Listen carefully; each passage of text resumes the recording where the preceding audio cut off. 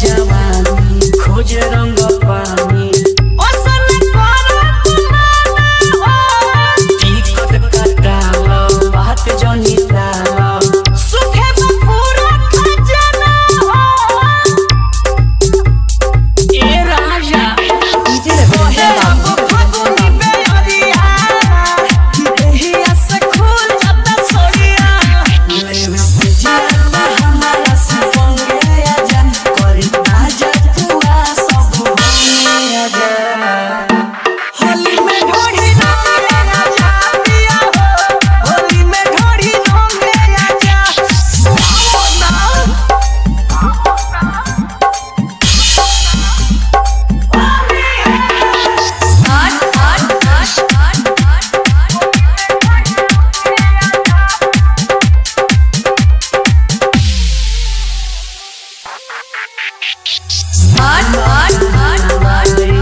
सजनवा हो जाता गलिया गुलाल हो बुझो तू बतिया आधी आधी रतिया हो जाता मनवा हाल हो के मत हरी राजू राजा लेवे लगे हो समाजा चढ़ल के बाटे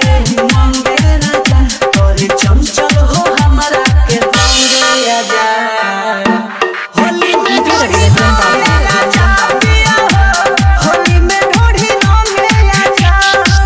अपन पिचकारी लेके डीजे राघरांजन बाबू के मोबाइल नंबर 7654625989।